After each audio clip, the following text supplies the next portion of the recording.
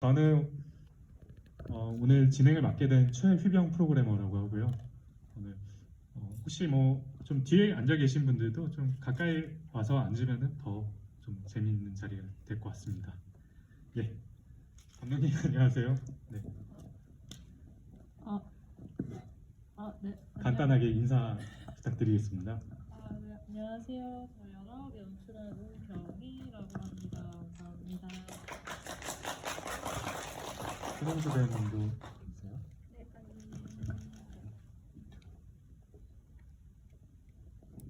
네, 네, 안녕하세요. 저는 소정 역할을 맡은 손영주라고 합니다. 와주셔서 감사합니다.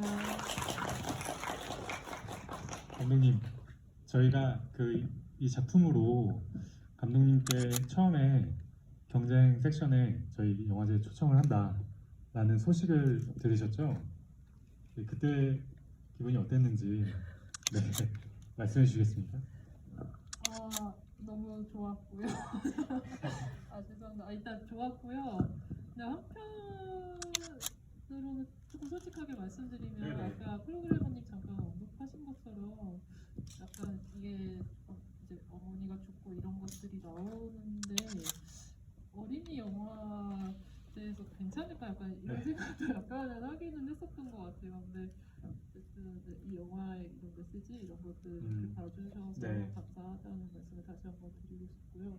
사실 영화가 끝났을 때 이렇게 영화가 이제 끝으로 달려갈 때 드는 생각과 뭐 끝나고 나서 남는 그런 잔상의 느낌은 서로 좀 다르거든요.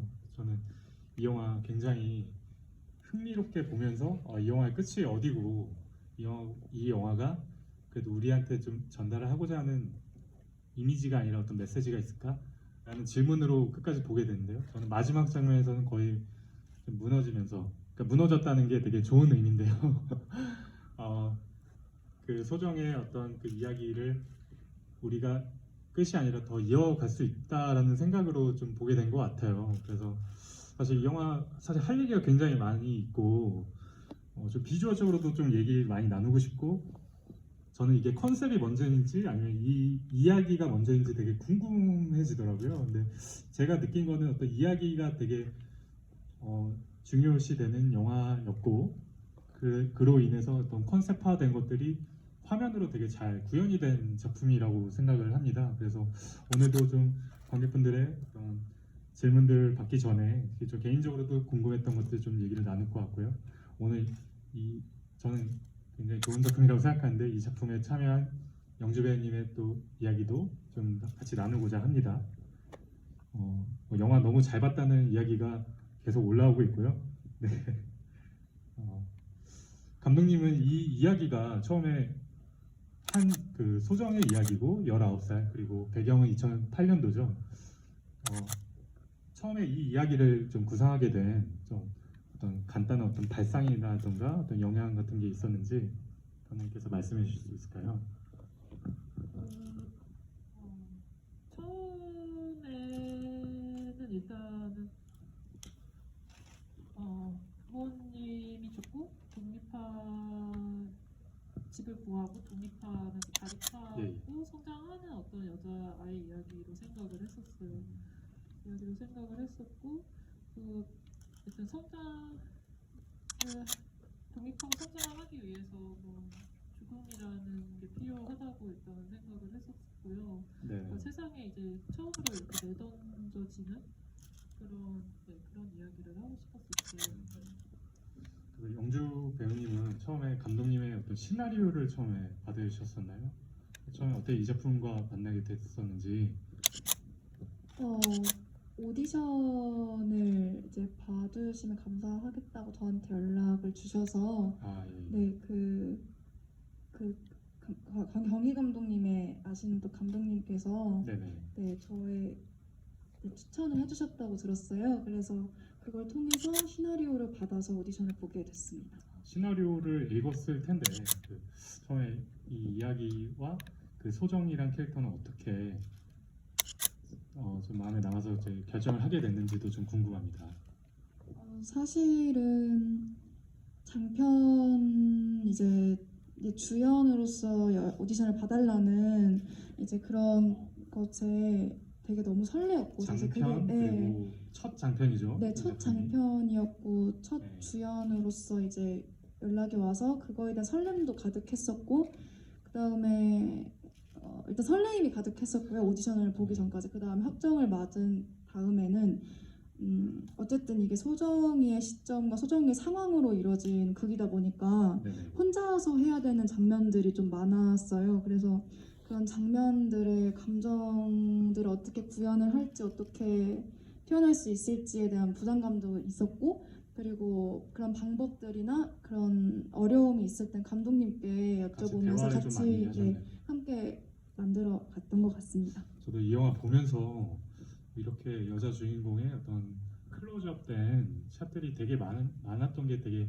인상적이었고 그래서 이 영화가 비단 어떤 컨셉이나 이런 것들의 어떤 향연이 아니라 좀 인물에 대한 이야기라는 거를 되게 따라가면서 봤던 것 같아요. 그리고 그런 것들이 어떤 그냥 연기로서 남아서 그냥 남는 게 아니라 되게 감정적인 연기도 굉장히 훌륭하게 소화되면서 그 이야기에 되게 동화가 되었던 좋은 순간들이 되게 많았거든요. 그래서 이런 그 클로즈와 이제 감정 연기에 되게 능한 어떤 배우의 어떤 그런 자질을 감독님께서는 현장에서 아마 느끼셨을 텐데 이런 직감이 있었나요?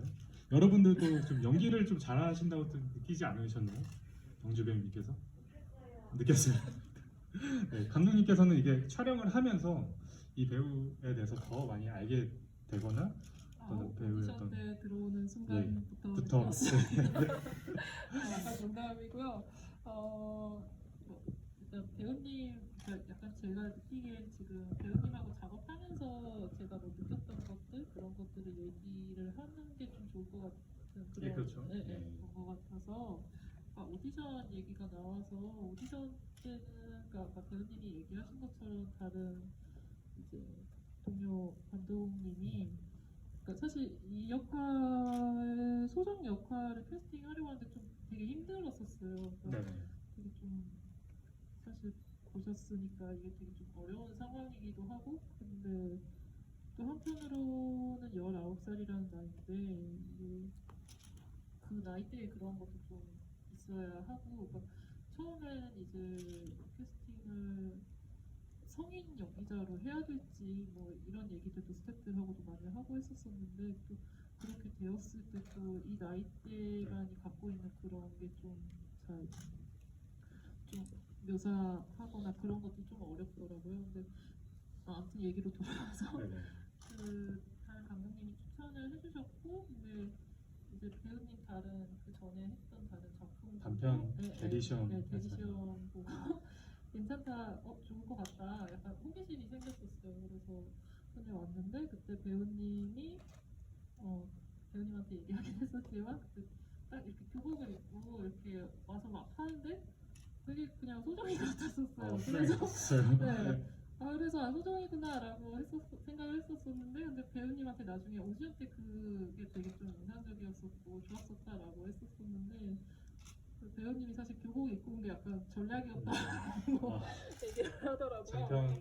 첫 장편 주인공에 대한 욕심. 시나리오를 딱 보고 교복을 뭔가 학생인 네. 걸 좀 어필을 하고 싶어가지고 그날 무슨 일정이 없었는데 그래도 교복을 입고 이게 정말 갔었습니다. 촬영 당일이 다가오고 이게 처음에 뭐 장편과 주인공의 역할을 맡게 되고 하면서도 이제 그 시나리오에서 느껴지는 그 어떤 우물한 사건들을 껴안고 있는 그 소정의 이야기에 대해서는 어떻게 그거를 그 소정의 그 감정을 어떻게 이입하면서 연기를 하려고 했는지도 좀 궁금해요. 이게 일반 그 영화에서 흔히 그렇게 나오지 않는 사건들이 좀 있죠. 초반부터 그런 사건들은 어떻게 또 받아들이시게 됐는지. 그래서 저는 이야기가 어떻게 또 받아들이시는지도 궁금합니다. 영주 배우님.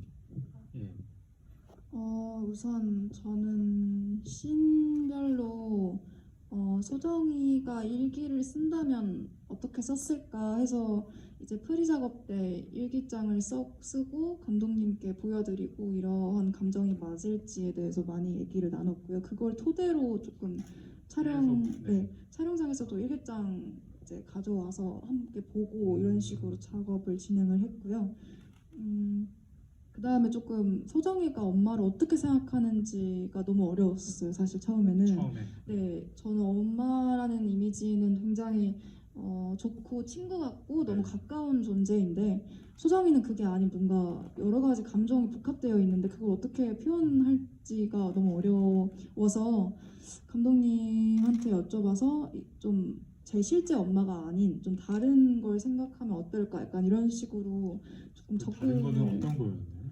좀 말씀드려 조금 아, 그런 예. 네, 여러 가지를 받으면서 했었습니다. 그래서 아까 또 이야기에 대한 구상을 하실 때 그 독립에 대한 이야기 그리고 인터뷰에서도 다른 인터뷰에서 밝혀주셨는데요. 여성이 독립을 하는 그 이야기를 말씀해 주셨어요. 근데 그 초반에 그 어머니가 그 죽는 장면이 나오고 그런 사건을 굳이 어떻게 독립의 이야기에 넣게 된 좀 감독님의 의도도 좀 궁금하거든요. 그래서 좀 사전에 얘기를 해보니까 그때 어떤 뉴스에 어떤 영향도 받으셨다고 하는데 관련해서 좀 더 들려주실 수 있을까요?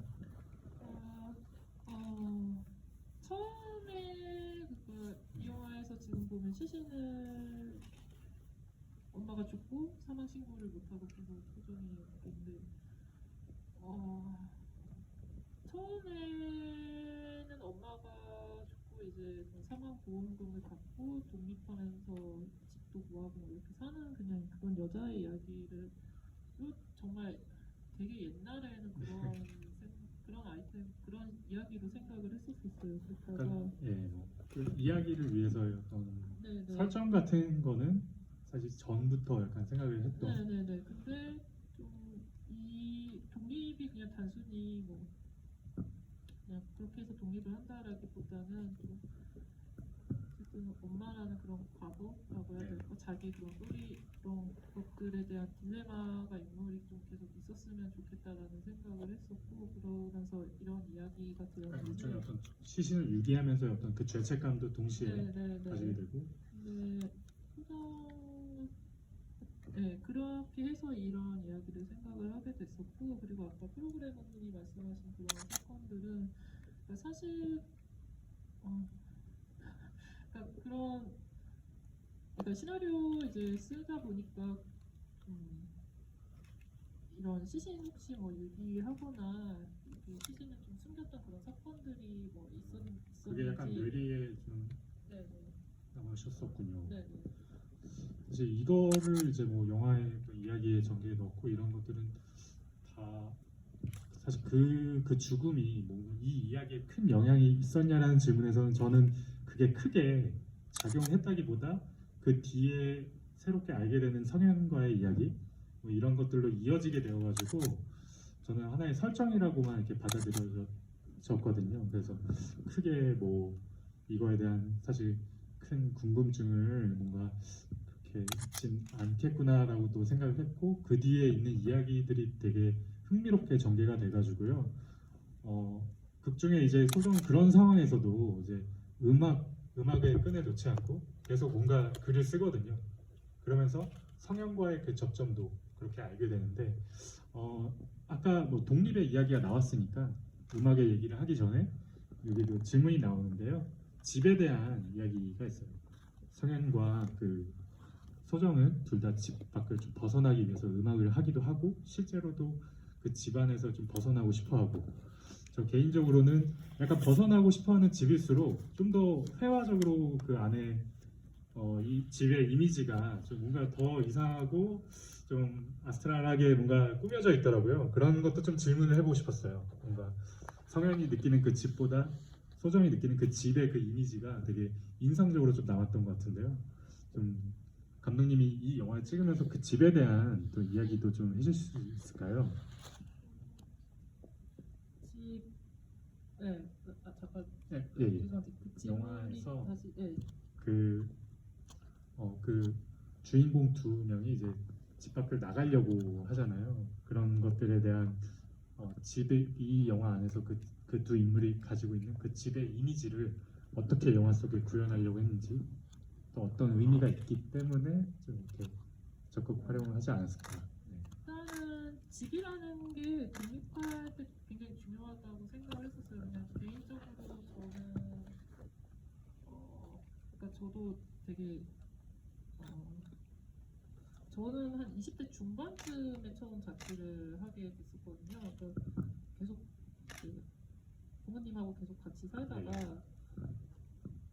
자취를 하게 되면서 그러니까 집에서 나와서 이제 독립하고 자취하고 싶다는 생각을 되게 많이 했었었는데 근데 그러면서 항상 이제 독립을 하게 되면 집을 내가 어떻게 꾸며야지 뭐 이런 생각을 되게 많이 했었어요. 그런 거 막 블로그나 뭐 이런 거 보면서 막 인테리어 어떻게 하고 이런 것들을 맨날 많이 보고 그랬었던 것 같거든요. 근데 이게 굳이 저만 그랬던 건 아닌 것 같고 그냥 주변에 이제 같은 친구들 네. 얘기하다 보면 그런 것들이 되게 다들 각자 자기만의 그런 원하는 그런 공간, 방 같은 게 있었고 어떻게 꾸밀지 뭐 그런 것들을 했었던 것 같고 사실 영화에서 보면 그 미니홈피 몇 개 네네. 나오는 게 그 생각해보면 네, 미니룸. 네, 미니홈피 다들 안 해보셨던 분들도 계시겠지만 해보셨던 분들은 그때 할 때 되게 미니룸 어떻게 꾸미는지 맞아요. 많이 아이템을 사고 막. 네네 했었던 기억이 있으실 거예요. 근데 그런 것도 사실 어떻게 보면 다들 자기만의 그런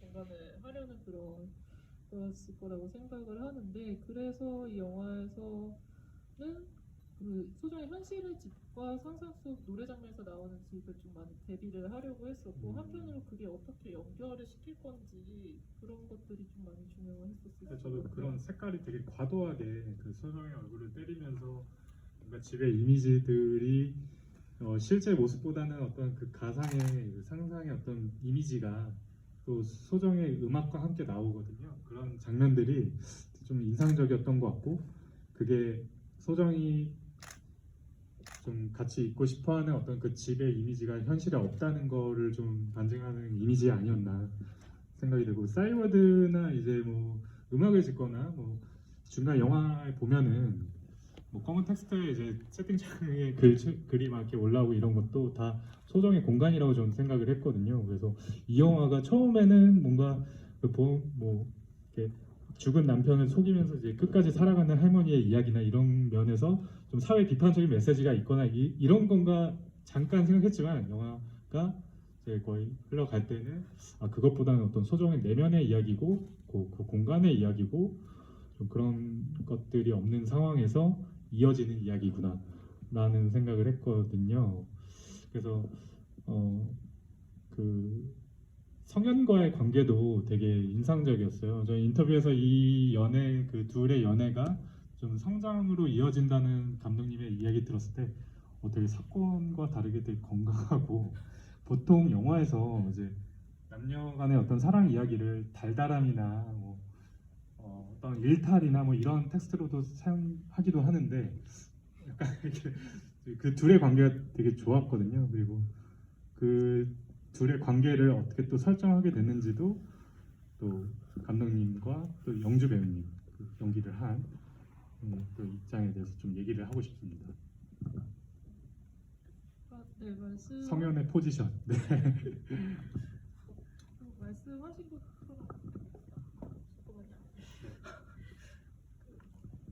말씀하신 것처럼 연애를 통해서 성장을 한다 이렇게 생각을 했었어요. 왜냐면 그 사람이 뭐 학교에서 배우고 뭐 그런 걸로도 배우긴 하지만 그런 뭐 지식들 배우긴 하지만 사실 우리가 어떤 관계를 통해서 많이 성장을 하게 되잖아요. 관계를 통해서 많이 네, 성장하죠. 네, 네. 근데 이 영화에서는 뭔가 그러니까 약간 그런 생각이 있었던 것 같아요. 그러니까 어른들과의 관계를 통해서 뭐 배우기도 하지만 그런 것보다 이 영화를 할 때 같은 또래들끼리의 관계를 통해서 이 친구뿐만 아니라 성현도 약간 성장하고 그런 것들을 그리고 싶었었고 근데 저도 생각해보면 중고등학교 때 친구들하고 뭐 어떤 거 고등학교 때 생각해보면 어떤 걸 내가 하고 싶은데 뭐 꿈이 있는데 뭐 내가 뭐 어떤 걸 하고 싶은데 뭐 이런 게 고민이다 그러면 친구들하고 되게 좀 그런 걸 진솔하게 되게 많이 진솔한 얘기는 했었던 진짜 것 같거든요. 근데 그런 걸 통해서 많이 좀 깨달았던 뭐 그런 순간들도 있었던 것 같고 그래서 이렇게 설정을 했었던 것 같아요. 좀 관련해서 영주 배우님께도 저 이야기의 흐름상 중간에 좀 소정이가 성현이한테조차 좀 방어적으로 좀 대하는 구간 그 장면들이 좀 있죠. 그런 거에서는 충분히 어떻게 보면 성현한테 좀 솔직하게 이야기할 수도 있는데 어떤 장벽 같은 게 좀 스스로 만든 그런 것들인데 그런 것들을 연기를 할 때 또 어떤가요? 더 되게 힘들 것 같다라는 전 생각을 했거든요. 어떻게 나의 어떤 유일한 또 내 마음을 알아줄 사람한테도 이렇게 좀 거리를 둬야 되고 저항하게 되고 방어하게 되는 그 연기를 할 때는 또 되게 영화 속에서 좀 짧게 다뤄지죠. 예, 그때는 혹시 뭐 연기를 하면서 어떤 감정을 느끼셨는지.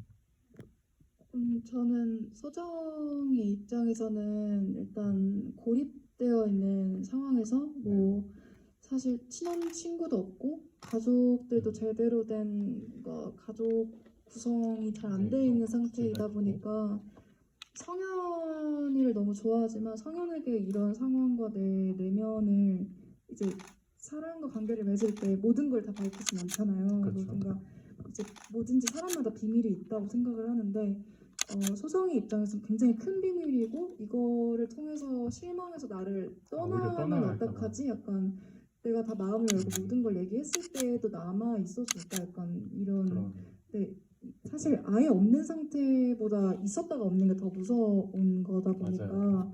조금 성현이에게 모든 걸 말했을 때 떠나갈 수 있다는 두려움 때문에 못 말하지 않았을까라는 생각을 했었어요.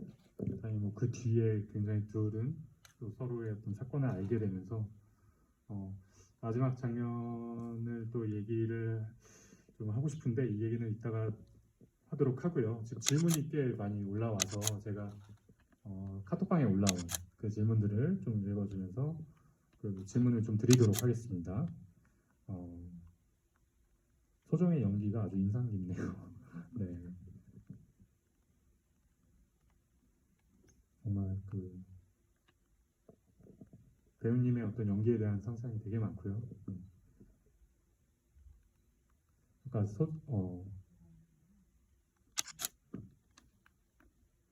마지막에 손영주 배우 최고님이 올려주셨는데요. 마지막에 옆집 할머니를 살리는 순간 소정이 자기 자신을 용서한 건가요? 이 얘기는 영주 배우님 네. 되게 예리한 질문을 해주셔가지고 이 영화에서 되게 중요한 얘기고 사실은 어떻게 보면 소정은 사실 엄마를 이렇게 하고 있는 자기 자신을 좀 어떻게 보면 혐오하고 있는 그런 거기도 한데 그 엔딩 찍으면서 계속 그러는 자신이 좀 어떻게 보면 용서가 계속 안 되는 건데 일종의 죄책감도 좀 있었고요. 그게 사실은 정확히는 완전히 다 용서했다라고 하면은 조금 애매한 것 같고 이제 용서의 계기가 된 것 같아요. 자기 자신을 이제 다시 돌이켜 볼 수 있고 그러니까 내가 나 자신을 용서한다는 건 어떻게 보면 내가 나 자신을 좀 되돌이켜 보고 스스로 이제 제대로 본다는 거에서부터 시작을 하는 건데 좀 그럴 수 있는 계기가 되는 게 그럴 수 있는 가상의 세계에서 주체적이었던 그 소정이 뭔가 현실 세계에서 직접 뭔가 손을 쓰면서 하는 행동으로도 저는 약간 전돼서 이 영화의 흐름의 끝이 어둡지만은 않겠구나라는 어떤 시작점이 되었던 장면 같아요. 프로그래머님 말씀이 맞는 것 같아요. 그런가요? 제가 말하려고 했던 게 한 20번 본 것 같아요. 농담이고요. 그 영주 배우님도 사실 이런 이야기나 그 흐름들이 좀 이해가 잘 돼서 연기할 때 어떤 감정을 느꼈는지. 저는 사실 가장 어려웠던 장면 2개 뽑으라고 하면 엄마 시신을 유기해서 미안하다고 하는 부분이랑 그 할머니 이제 구하는 장면이 사실 가장 어려웠던 것 같아요. 그래서 정확히 이게 무슨 감정일까 대체 어떻게 이 엄마에 대한 마음도 있고 나에 대한 그런 감정도 있고 뭔가 이걸 통해서 뭔가 해소가 되진 않는데 그래도 뭔가 그런 계기를 만들어주고 또 여러 가지가 있어서 이 부분도 감독님이랑 많이 얘기를 되게 많이 하면서 했던 것 같아요. 너무 훌륭하게 그 연기나 이런 화면 안에서의 그 액팅들이 너무 훌륭해가지고 질문을 또 안 드릴 수 없는 장면이었습니다. 이정우님께서 질문 올려주셨는데요. 소정과 성현의 비극성은 어디에서 나오는 걸까요? 어디에서 연유한 걸까요? 소정과 그 성현의 비극성이라고 하면 그 둘의 관계의 비극성을 얘기하는 게 아니라 각자의 어떤 그 비극성을 말씀하시는 거죠. 그들의 사랑이 그들을 구원해 줄 수 있을까요? 이렇게 질문해 주셨거든요. 이정우 씨 계신가요? 아, 예, 예, 뒤에 계시군요. 그 두 사람의 이야기를 좀 비극성이라고 이렇게 좀 표현해 주셨는데, 그 감독님께서는 이 소정과 성현이 제가 봤을 때는 이 영화에서는 그 어떤 가족의 어떤 한 사람이지 가족의 어떤 부재 그리고 죽음을 약간 숨기게 되면서 어떤 사람이 어떤 실수를 하면은 그 눈덩어리 되게 크게 만들어내는 그런 유약함이 있는 것 같아요. 저는 사람은 그거를 뭔가 해결하기보다 먼지를 숨겼는데 숨긴 그 먼지를 더 채우는 거예요. 그런 비극성이 좀 커지게 된 거죠. 그리고 성현은 보면은 어떻게 보면은 뭐 집도 되게 안전해 보이고 한데 가족 간의 어떤 소통의 문제가 좀 있어 보였는데 그런 설정을 어떻게 하셨는지 여쭤보신 것 같아요. 네. 어떻게 보면 음악이나 어떤 글이나 이런 것들을 그들이 되게 집착하고 거기 안에서의 소통을 하려고 한 그런 배경에 대해서도 좀 캐릭터를 설정하면서 어떻게 구상하셨는지. 가상의 인물이잖아요, 그죠? 주인공은 좀 설명이 된 것 같아요. 예. 제가 느끼기에는 두 인물들이 이야기는 사실 그런 이야기라고 생각을 해요. 두 인물들이 그러니까 사실 우리가 어떤 현실에서 문제가 생기면은 그런 거를 바로 이렇게 해결을 하고 어떻게 해결을 할까 이렇게 고민하는 사람들이 있는 반면에 예, 예. 아까 프로그래머님 말씀하신 것처럼 그러기보다는 내가 그럴 뭔가 에너지가 없기도 하고 그래서 좀 지금 어떻게 해야 될지 모르겠어. 나는 이거를 어떻게 해결해야 되는 방법을 아직 모르고 그런 에너지도 없고 그런 힘 그런 걸 배운 적도 없는데 나는 못해. 네, 이게 근데 약간 사실 둘 다 그러지 못한 상태에서 그냥 세상에 내던져진 상태인 거거든요. 근데 그러니까 그런 게 아마 이 둘의 비극인 것 같아요. 근데 둘이 이런 서로 이렇게 관계를 쌓아 나가면서 서로 이제 내가 근데 그렇지만 이런 것들을 할 수 있고 예를 들어서 음악을 하면서 나도 사실은 어떻게 보면 이런 것들을 할 수 있고 네. 그런 것들을 서로 느껴가면서 이제 소정 같은 경우에 마지막에 아까 그 전 질문으로 하고 연결되는 것 같은데 자기 자신을 좀 용서할 수 있는 힘을 얻고 그리고 이제 좀 이 문제를 해결할 수 있는 예, 예. 힘을 갖게 될 때까지의 과정인 것 같아요. 네. 뭐 음악이나 글 그리고 영화의 어떤 힘을 믿는 사람으로서 이 둘의 어떤 그 진지한 그 전체 화면을 블랙을 쓰면서 처음에 이런 진솔한 이야기를 오가거나 싸이월드의 그 방명록이나 이런 글들로 소통하는 거를 감독님이 되게 클로즈업을 잡고 주변에 그런 설정을 만들어놨다는 것 자체가 저는 좀 그게 어떤 희망으로 좀 가는 느낌을 좀 받았던 것 같아요. 예. 또 다음 질문을 좀 드릴게요. 그래서 또 질문이 있다면 또 계속 올려주십시오. 그럼 제가 드라이 아이스 질문합니다. 소정이 엄마의 그 시신을 좀 보호하려고 하는 건가요? 계속 그 드라이 아이스를 아이스크림집에서 이렇게 가지고 집에 가려고 하는데 전 그 드라이 아이스의 그 어떤 그 물성이 가지고 있는 상징성이 뭔가 소정이 할 수 있는 어떤 현실에서의 어떤 것들이라고 생각을 했거든요. 실제적인 어떤 문제 해결이 아니라 뭔가 시간이 지나면 바라할 수밖에 없는 그런 이미지로 봤는데 베스킨라빈스 통 안에 그걸 넣는 그런 장면도 좀 질문을 해보고 싶습니다. 드라이 아이스를 질문이 좀 이상하죠? 네, 그러니까 드라이 아이스의 의미가 무엇이냐 이런 질문일까요? 네, 뭐 그게 소정이 엄마에 대한 어떤 마음이 좀 담겨 있는 그런 건지 좀 궁금하긴 합니다.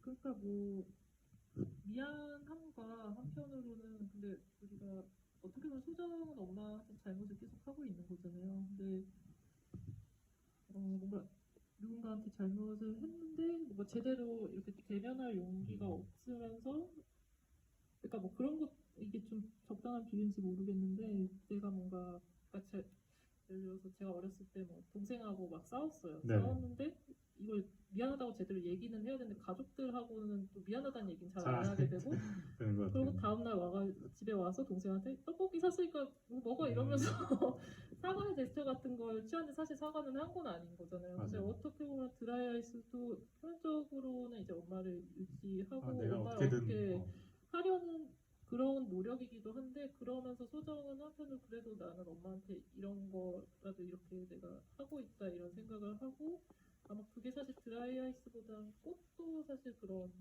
거기는 하죠. 네. 이게 큰 맥락에서 봤을 때는 진짜 결국 독립의 이야기를 하고 싶은 건데 그 죄책감이 있기 때문에 떠나지 못하는 것도 있었거든요. 그런 것들이 성현이라는 인물과 음악과 뭐 글, 이런 어떤 가상의 공간, 자기만의 공간 이런 걸 통해서 마지막에 그것도 전 또 너무 좋았던 게 그 관계로 인해서 어떤 소정이 주체적인 삶을 선택한다는 것도 되게 좋았던 것 같아요. 예.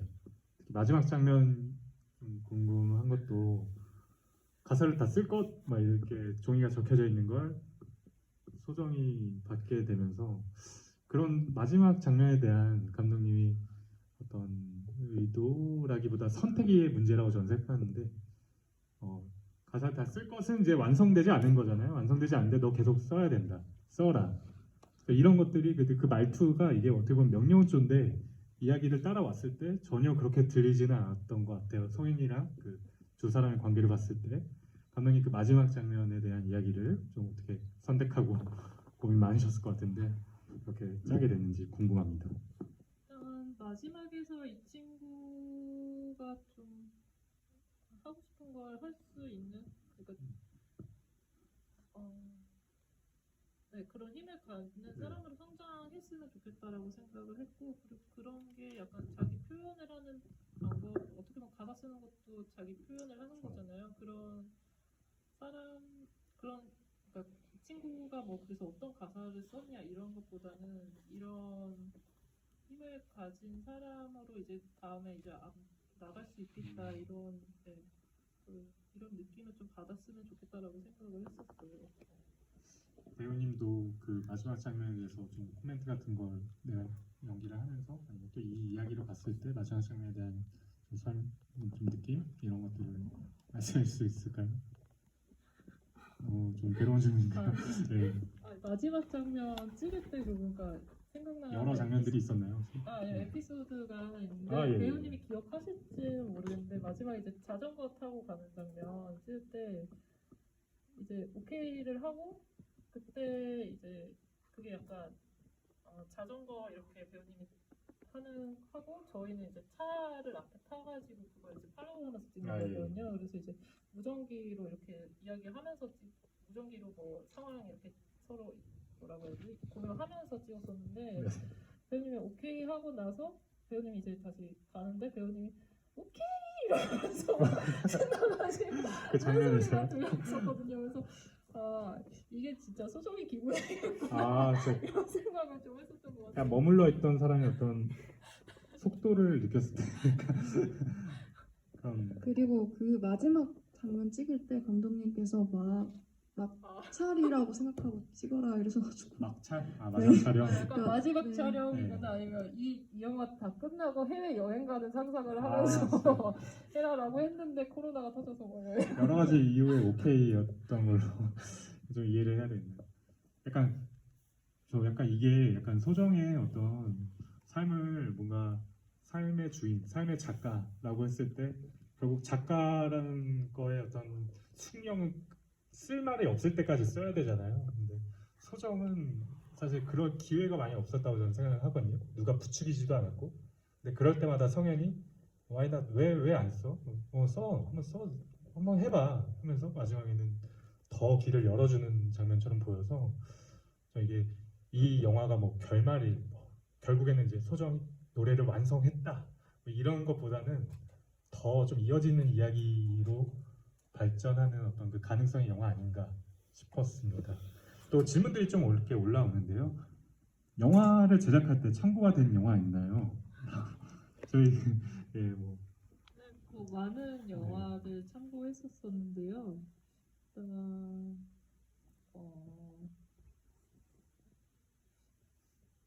일단 릴리 슈슈의 모든 것도 아마 그 장면에서 네. 보신 분들은 뭔가 되게 많은 네, 반감이 아마 있었을 것 처음 같습니다. 오프닝에서 아마 보신 분들은 아마 좀 많이 릴리 슈슈의 모든 것을 많이 좀 생각하셨을 것 같아요. 약간 첫 장면은 어떻게 보면 오마주 첫 장면. 볼 수도 있기도 네, 하고요. 이어폰을 낀 또 네, 네. 네. 그리고 또 이마무라 쇼의 아, 문학이 문학이 또좀 정확히 어떤 게 어떤 부분에서 약간 그 영화는 사실 좀 제가 좋아하는 영화이기도 해서 좀 사실 이 영화하고 막 되게 뭐라고 해야 되지? 되게 영향받았다라고 하기 조금 애매한 것 같기도 하고 근데 그 영화에서도 보면 인물이 어떤 죄책감을 갖고 있고 계속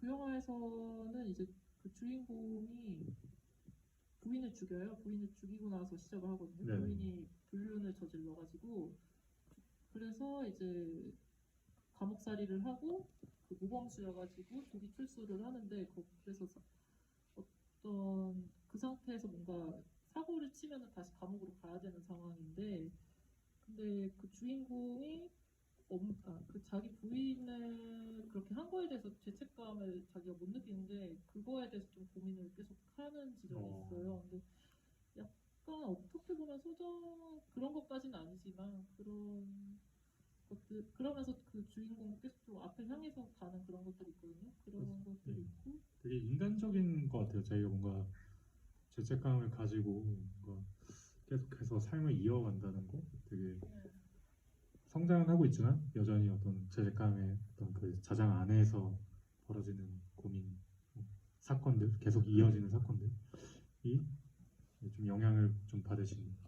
저는 영화 또 생각이 나는 게 패터슨하고 너무 또 되게 패터슨도 이제 오마주까지는 아니었고요. 예, 그 패터슨의 주인공도 자기가 쓴 시나 이런 것들이 다 불타게 되잖아요. 근데 그럼에도 불구하고 다시 글을 또 써야 되는 어떤 그런 상황, 자기 삶을 뭔가 꾸려가야 되는 어떤 그런 상황들이 되게 희망적으로 보여졌다고 해야 되나? 그런 부분에서는 전 이 영화가 굉장히 좀 희망의 메시지, 음울한 분위기를 뚫는 더 강력한 이 영화 보고 저도 보고 사건이 어머니가 죽고 어린이 이런 얄팍한 어떤 잠깐의 순간이 있었다면 두 번 봤을 때 사실 선정 때문에 한 번 더 봤거든요. 두 번 봤을 때는 이 영화는 저희 어린이 영화제가 아이들이 보는 영화제는 그 이상의 그 지금 좀 확장성을 가지고 이번에 좀 프로그램 임했거든요. 그래서 제가 봤을 땐 전 세대가 모두 공유하기에 영화 속에 나오는 어떤 자기만의 공간의 어떤 힘, 그게 현실과 좀 동떨어져 있을지라도 그런 지점들 그리고 또 관계로 인한 어떤 성장 같은 것들은 오늘 어린이 관객분들은 없지만 또 한 번에 또 상영이 있는데요. 그때 또 주변 너무 어리면 좀 어렵고요. 예, 그래도 유년기, 그 19살 때 그 청소년 분들도 좀 쉽게 공감할 수 있지 않을까 싶습니다. 또 질문이 좀 올라왔고 저희가 질문 한 2개, 3개만 더 질문 드리고 또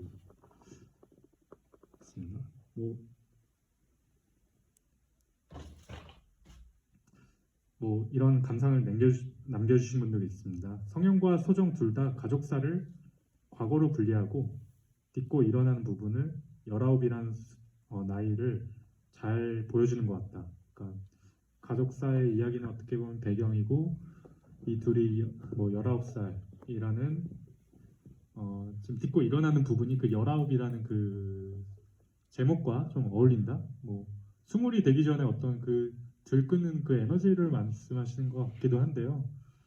뭐 저는 이 영화의 19이 그렇게 중요하다고 생각하지는 않아요. 왜냐면 더 큰 얘기하고 있기 때문에. 그런데 또 감독님이 처음 원제부터 19이었는지도 좀 궁금합니다. 사실 처음 원제로 생각하려고 했던 건 미성년이었는데 미성년 근데 이미 개봉을 해봐. 네 그래서 예. 그 다음에 했던 건 19세였었는데 그때 또 이제 이제 69세라는 아, 69세. 작품이 있어서 네. 그래서 그러면 또 바꿔야겠다 해서 그래서 이제 19. 네 그렇게 됐어요. 그래서 배급사에서 이 영화 제 생각에 영화제에 더 돌아도 되는데 좀 일찍 개봉한 이유가 이런 제목에 압박이 있었는지 좀 궁금해지기도 하네요. 이 영화는 이제 올해 그 전주에서 처음 선을 뵀죠. 예. 그때도 이런 GV 무대가 좀 있었습니까? 예, 있었고 또 관객분들 많이 만났고요. 또 두 분 다 장편으로 처음 이렇게 어떻게 보면 낯선 관객분들과 마주하고 막 이런 자리를 가지는데 영화 개봉했거든요. 6월 30일 날 개봉했거든요. 어제도 사실 GV를 한번 다녀오셨어요. 요즘에 기분이 어떠신지도 좀 궁금해요. 또 체감을 하시나요? 저는 사실 이 영화가 촬영을 한 게 2019년도였었어요. 그러니까 2년 전이었는데 2년 전에 찍고 이렇게 좀 길어진 게 그러니까 음악 장면들, 노래하는 장면들은 그때 촬영할 때 아직 곡이 안 나왔어서 그 부분들은 일단 그 내년도 그러니까 작년 2020년도에 찍자 하고 보류를 했었는데 2020년도에 이제 또 코로나가 터지면서 또 촬영이 또 길어지고 그래서 후반 작업도 길어지고 했었거든요. 그래서 사실 저는 이제 다 끝나서 조금 후련하기도 하면서 좀 근데 또 이제 개봉하고 하니까 약간 좀 되게 오랫동안 사귀었던 남자친구를 떠나보내는 것 같은 느낌이 그래요? 약간 들더라고요. 네, 배우님은 혹시 어떠셨는지?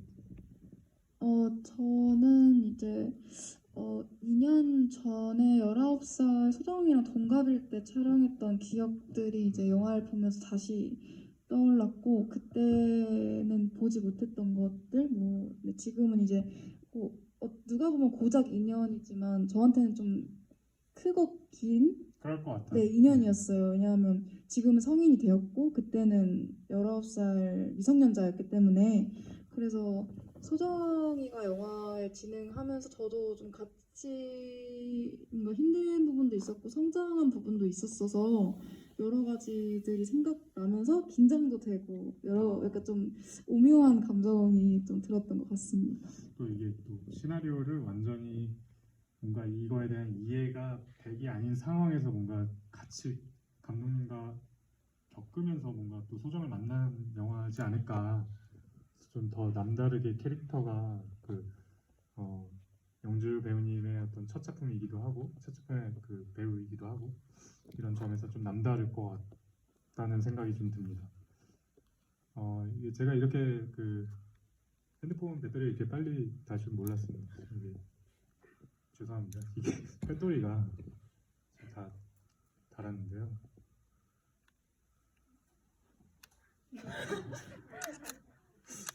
혹시 막 지금 질문들이 막 폭풍처럼 이렇게 올라오고 있나요? 잠깐만요. 예. 어, 예. 감독과 배우님의 다음 작품들이 기대되는데 혹시 계획된 것이 있으신가요? 이런 질문이 있는데 정말 죄송합니다.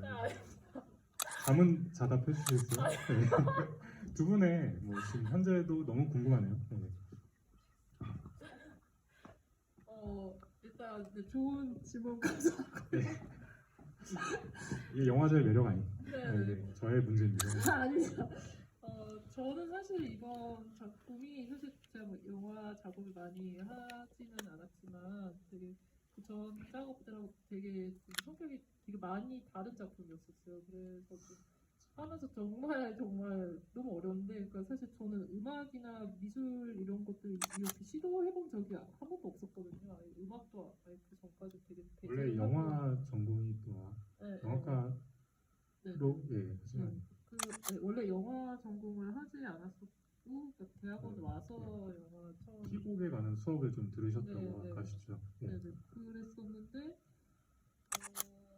그래서 아마 근데 항상 하면서 그래서 제가 좀 하면서 항상 할 때마다 좀 다른 그 전에 했던 것과 다른 것들을 해야지라고 항상 생각을 하거든요. 그래서 아마 다음은 그거하고 또 다른 작품이 될 것 같고 그리고 아마 좀 밝고 좀 네, 좀 밝은 내용의 이야기를 하려고 생각을 하고 있어요. 충분히 저는 내용이 되게 밝다고 이게 되게 희망적이라고 생각을 하는데 바닥을 치고 딱 일어나는 그게 되게 저는 가장 강력한 에너지라고 저는 생각을 하거든요.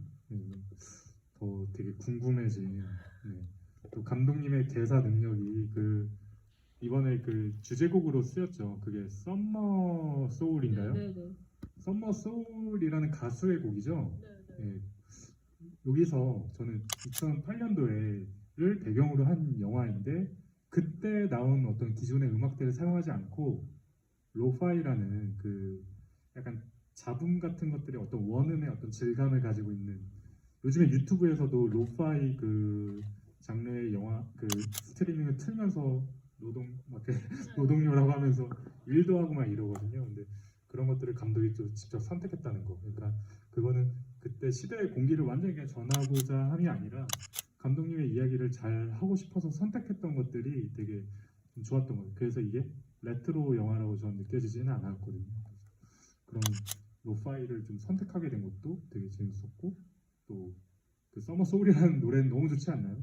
그 가사도 영화를 딱 소개해주는 또 영화 음악이지 않았나 그런 선택에 대해서 너무 궁금한데 저기 비밀번호가 죄송합니다. 그리고 심지어 이 방에 막 들어와가지고 질문이 없어요. 그래서 복사해서 질문 꼭 해야 되겠다 하는 질문은 복사해서 다시 한번 올려주시면 예, 그 관객과 함께하는 주의가 됐네요. 네.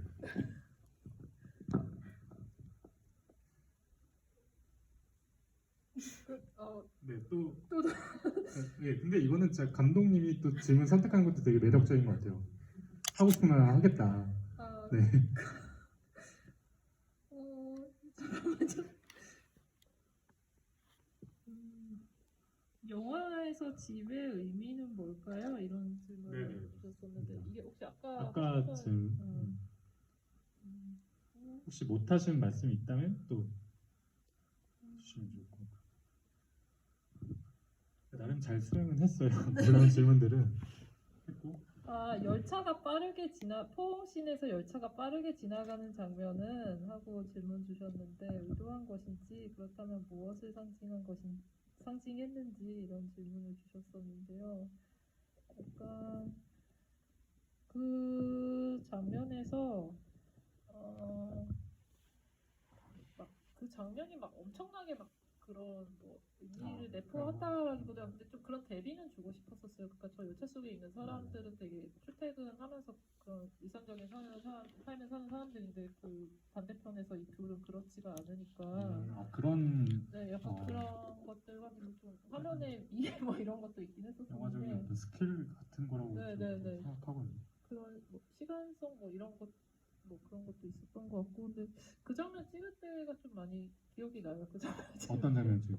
그 열차 장면 찍을 때. 그 장면 찍을 때요. 네네. 그 장면 찍을 때 사실 이 질문 선택했던 게 이 질문 다시 말씀드린 게 사실 좀 타이밍 맞추거나 그런 것들이 좀 많이 어려웠었어서 많이 기억이 나고 배우님들도 하면서 좀 많이 힘들어했었어서 힘들었다기보다 약간 좀 두 분에게 좀 타이밍 약간 이거 얘기해도 되나? 그러니까 조금 얘기하셔도 그런 되나요? 그러니까 로맨스 장면인데 그게 좀 두 배우님이 처음 해보는 거였어서 조금 그래서 기억이 나요. 좀 두 분이 되게 어색해하면서 되게 풋풋해했었는데 영화의 처음 촬영에서 초반 부분이었군요. 예. 지금 질문이 또 올라왔는데요. 왜 2008년도를 배경으로 하셨습니까? 이거는 항상 이야기가 나오는 거긴 한데요. 그러니까 아까 이제 여기 집이 오기 전에 프로그래머님하고도 이야기를 했었었는데 그러니까 사실은 처음에는 그러니까 2008년도를 배경으로 생각하고 시나리오를 쓰지는 않았었어요. 근데 쓰고 나서 이제 보니까 이제 주변 분들한테 보여주니까 이게 시대가 언제냐 그래서 그냥 요새로 생각을 했다 그러니까 요즘 학생들 이렇게 얘기 안 한다. 요즘 학생들 캠모 안 간다. 네, 그러니까 막 제가 쓴 시나리오에 과일 빙수집이 나오고 로버트 윙스팀이 나오고 아, 그 원래 현재를 네네 그러니까 어, 저는 현재라고 생각을 했는데 제가 이미 이 시대에 좀 이렇게 얘기하면 조금 기분이 안 좋으실 수도 있을지 모르겠지만 이미 이 시대의 고인물이 되었던 거죠. 그래서 네, 저는 의도하지 않았는데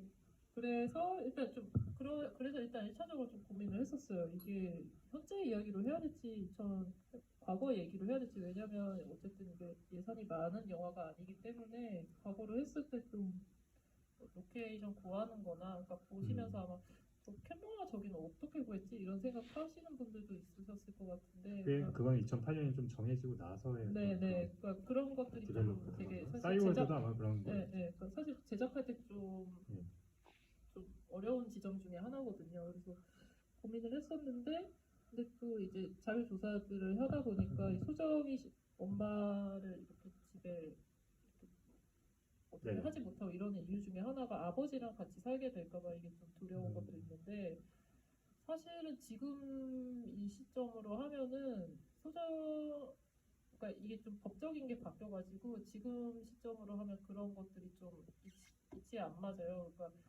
2014 세대주가 죽으면 네네. 이렇게 넘어가는 그 과정이 절차가 좀 복잡했던 거죠. 그래서 그러니까 지금 그러니까 2013년도 전에는 그 소정 같은 상황이라고 하면 어머니가 돌아가셨을 때 아버지가 어쨌든 가정 폭력 뭐 이런 것들이 있는데 예, 예. 그러면 치권 부적격자이기 때문에 지금 같은 경우에 이제 심사를 받고 그래서 뭐 아버지가 양육을 할지 말지 뭐 이런 것들이 결정이 되는데 2013년도 전에는 자동적으로 아버지가 양육을 해야 되고 뭐 그랬었고 그리고 임대 아파트 뭐 이런 상황도 이런 것도. 좀 맞지가 않았어서 또 채팅방에 올라왔는데 네. 그때 세계 대공황이 한번 있었죠. 미국 금융위기가 한번 있었고 네.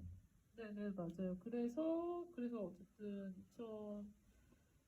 그러니까 현재 얘기는 아니고 과거 2013년도 전에 과거를 해야 맞다라고 생각을 했었는데 그러면 가장 잘 묘사할 수 있는 시기가 어쨌든 집에 대한 얘기고 그러면은 이 시점 때 그러니까 우리나라는 그래도 영향이 다른 뭐 미국만큼 크지는 않았지만 그래도 제 주변에도 막 집에서 이제 부동산 이런 거 잘못해가지고 그 집 대출금 갚느라 막 알바 3개 뛰는 친구도 있었고 막 그랬었거든요.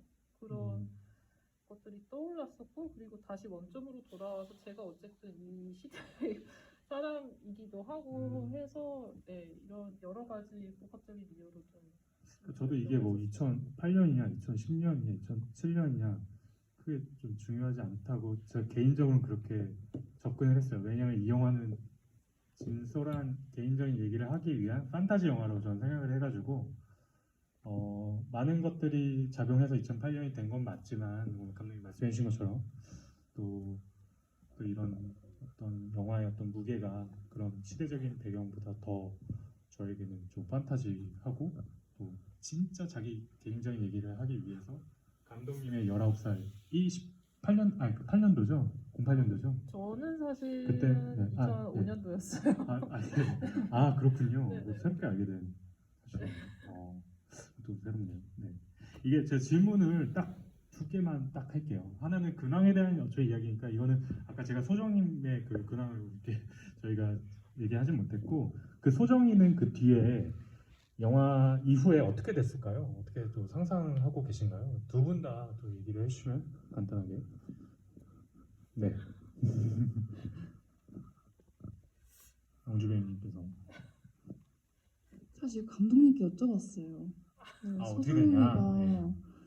소정이가 이제 잘 살까? 이라는 걱정이 좀 되더라고요. 그래서 잘 살까 이랬는데 저한테도 답 안 주시고 생각해라 이러셔가지고 네, 상상해라 이러셔가지고 그게 촬영 기간 중이었습니까? 아니요 끝나고 영화 보고 끝나고. 나서 제가 오케이 여쭤봤어요. 외치고 오케이 외치고 그때도 그때 아니고 아마 추가 촬영 할 그때쯤인가 때쯤. 아니면 끝나고 여쭤봤을 거예요. 그래서 저도 궁금합니다. 저는 네. 사실 배우님 먼저 답변 해달라고 한 게 그래서 배우님 그래서 어떻게 어떻게 생각하시는지가 좀 들어보고 싶어서 답을 안 내리는 게 답일 수도 있거든요. 그게. 예. 저는 그러니까 마음은 행복하고 잘 살았으면 좋겠어요. 근데 저도 잘 모르겠어요. 어떻게 살아갈까. 저는 이 답변 들으면서 영주 배우님이 그 19의 그 소정을 놓지 못하고 되게 강한 애정이 있구나라는 걸 좀 느끼게 되는 것 같아요. 오히려 그거를 함부로 이렇게 될 거다 이렇게 얘기하지 않는 게 좀 인상적이네요. 감독님께서 네. 저는 일단 엔딩에서 자수하러 가는 거라고 생각을 했었고, 그리고 아마 벌을 받기는 하지만 어쨌든 근데 이제 그렇게 크게까지 이 친구가 어쨌든 그때 벌을 이상하다. 받고 뭐 네. 형을 받아도 저는 네. 어떻게든 좀 살아가지 않아요. 네, 그러고 나서 이제 그러니까 이건 사실 좀 표면적인 얘기인 것 같아요. 네네, 얘기한 그쵸. 거는. 근데 이제 앞으로는 어쨌든 이 친구가 자기 자신의 그 과거나 뭐 그런 것들을 되돌아보고 대면할 수 있는 힘을 가진 사람이 되었다고 생각을 해서 앞으로는 그 잘 살 수 있지 않을까. 그러니까 잘 산다기보다는 좀 단단하게 살지 사람이 않을까. 되지 않을까라고 생각을 아, 예. 제가 생각하는 소정도 뭐 굉장히 또 이런 관계에 또 계속 이어질 테고 뭐 이런 거 봤을 때 관계 속에서 성장하면서 좀 되게 단단하지 않을까. 그리고 그 노래를 더 완성해서 큰 저작권 수익률을 통해 큰 돈을 벌자라는 생각도 했습니다. 좀 긍정적으로 생각하다 보니까 텐데요. 오늘 저희가 준비한 40-50분의 시간은 진짜 꽉 채운 것 같고요. 그리고 끝까지 자리 남아 주셔가지고 감독님과 배우님의 이야기를 잘 들어주셔서 너무 감사합니다. 그리고 질문도 너무 많아서 좋은 자리였고요. 저희 이번 행사가 영화제 첫 공식 행사예요. 그래서 개인적으로도 너무 또 코로나 때문에 또 많은 분들 못 오셨는데 저희가 더 발전해서 또 내년에도 내후년에도 또 이 자리에서 배우님, 감독님 더 원하는 그런 작품들과 관객분들 또 만났으면 좋겠네요. 또 제가 죄송합니다. 앞으로 요즘 어떻게 활동하고 계신지도 궁금해하시는 것 같아서요. 예. 이제 좀 여러 가지 영화들을 촬영을 한 것도 있고, 정말요. 네, 이제 할 것들도 있는데, 네, 그래서 네. 그렇게 살고 있습니다. 네. 너무 좋지 않나요? 바빠지고. 네, 그래서 네. 머리를 잘라서 좀 여태까지 안 해봤던 좀 색다른 이미지들, 캐릭터들, 인물들을 만나는 것 같아서 네, 감사합니다. 네. 너무 기대가 되는 배우여서 제가 끝날 때도 박수 좀 크게 쳐주시면서 응원 많이 해주셨으면 좋겠고요. 더 기대되는 또 우경이 감독님의 다음 차기작도 많은 기대 바랍니다. 오늘 너무 늦은 시간까지 함께 해주셔서 너무 감사하고요.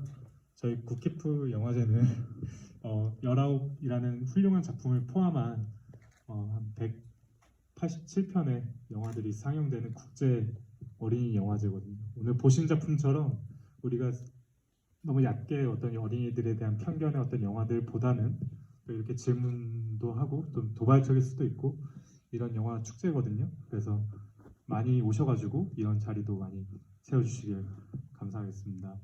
오늘 감독님, 배우분 너무 감사드리고요. 관객분들도 이쪽으로 퇴장하시면서 조심히 들어가시길 빌겠습니다. 네, 감사합니다. 감사합니다.